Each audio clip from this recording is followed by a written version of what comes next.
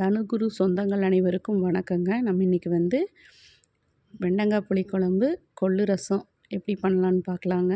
First ஒரு கடாயை வச்சுட்டு அதில் 1 ஸ்பூன் எண்ணெய் ஊற்றிக்கோங்க. எண்ணெய் ஊற்றிட்டு 1 ஸ்பூன் குருமிளகு, 1 ஸ்பூன் கடலைப்பருப்பு, 1 ஸ்பூன் உளுந்தம்பருப்பு, அரை ஸ்பூனுக்கு வெந்தயம் போட்டுக்கோங்க.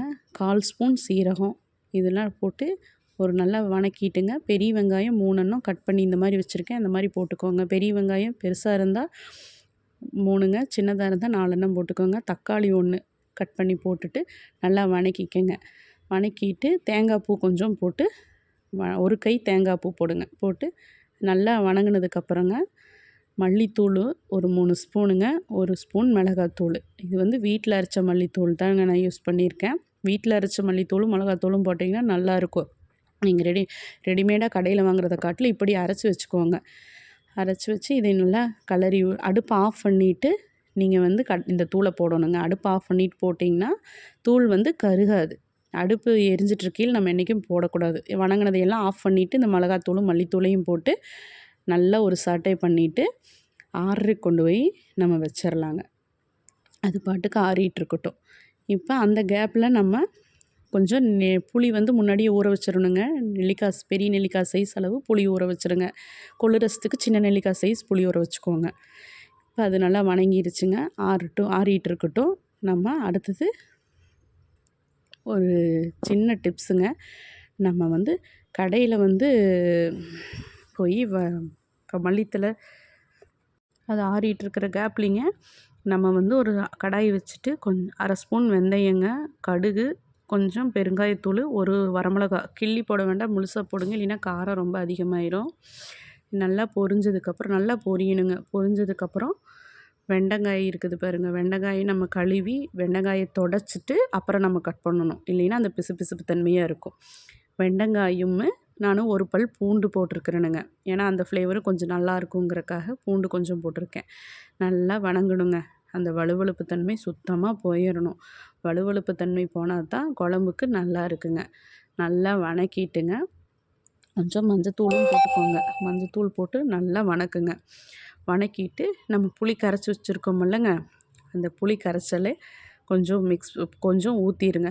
ஒரு சிலர் வெண்டைக்காய் புளிக்குழம்பு அதெல்லாம் வைக்க லாஸ்ட்டாக புளி ஊற்றுவாங்க. அப்படி பண்ணாமல் ஒரு தடவை இந்த மாதிரி ட்ரை பண்ணி பாருங்கள். நான் எப்போவுமே இந்த மாதிரி தாங்க வைப்பேன். ஆனால் சூப்பராக டேஸ்ட் வைஸ் சூப்பராக இருக்கும். அந்த காட்டிலுமே இது நல்லாயிருக்கும். உங்களுக்கு புளியோட பச்சை வாசமெல்லாம் போயிருங்க. புளி ஊற்றி இது புளி பச்சை வாசம் போய் ரெடியாகிறதுக்கும் நம்ம ஆற வச்சுருக்குறோமில்லங்க, அது ஆறி அரைக்கிறதுக்கும் நேரம் கரெக்டாக இருக்கும். இது அடுப்பில் ஏற்றி இது பண்ணிவிட்டு அரைச்சிட்டு வந்துடுங்க. புளி தண்ணி நல்லா கொதிக்கட்டுங்க. அப்போ தான் அந்த பச்சை வாசமெல்லாம் போயிருச்சுன்னா நம்ம அந்த அரைச்சி வச்ச சாந்தை ஊற்றி கொதிக்க வச்சுட்டா குழம்பு ரெடிங்க. இதுக்கிடையில் ஒரு சின்ன டிப்ஸுங்க. நம்ம கடையில் கருகாப்பில் மல்லி தலையெல்லாம் வாங்கிட்டு வரமில்லங்க, அதை அப்படியே ஸ்டோர் பண்ணாமல் கீழே ஒரு காட்டன் கிளாத் போட்டு அதை நல்லா கழுவிட்டுங்க. நீங்கள் அதை நல்லா கழுவி அந்த தண்ணி போக காய வச்சுட்டு அப்புறம் இதில் போட்டுருங்க. போட்டு மேலே ஒரு கிளாத் போட்டு மூடி வச்சுருங்க. இன்றைக்கி நம்ம வரகரிசி சாதம் நான் வடித்து தான் யூஸ் பண்ணுவேன். அதுதான் இன்றைக்கி செஞ்சு வச்சுருக்குறேங்க. மேலேயும் ஒரு கிளாத் போட்டு நீங்கள் வச்சிட்டிங்கன்னா அந்த ஈரம் சொட்டுமில்லங்க, அதெல்லாம் சொட்டாமல் தலை ரொம்ப நாளைக்கு ஃப்ரெஷ்ஷாக இருக்கும். அதாவது ஃப்ரிட்ஜில் வச்சாலும் அதோட தன்மை மாறாது, இந்த சத்துக்கள் எதுவும் போகாது. கீழேயும் ஒரு கிளாத் போட்டு மேலேயும் ஒரு கிளாத் போட்டு வச்சிங்கன்னா நம்ம கடையிலேருந்து எப்படி வாங்கிட்டு யூஸ் பண்ணுறோமோ அதே மாதிரி இருக்கும். அப்புறம் திருப்பவும் இதை நல்லா வாஷ் பண்ணிவிட்டு துணியும் வாஷ் பண்ணிவிட்டு நம்ம மறுபடியும் இதை யூஸ் பண்ணிக்கலாம். இது ஒரு டிப்ஸு. இதையும் ஃபாலோ பண்ணி பாருங்கள். நம்ம அரைக்கீழே கொஞ்சோண்டு பெருங்காயத்தூள் கொஞ்சம் போட்டுக்கணுங்க. கொஞ்சம் பெருங்காயத்தூளை வணக்கீழே போடாமல் அரைக்கீழே இப்படி பச்சையாக போட்டு செஞ்சிங்கன்னா புளிக்குழம்புக்கு இது ஒரு டேஸ்ட்டு கொடுக்கும். இது ஒரு டிப்ஸு. இதையும் ஃபாலோ பண்ணுங்கள். இப்போ நம்ம அரைச்சி இதில் ஊற்றிடலாம்.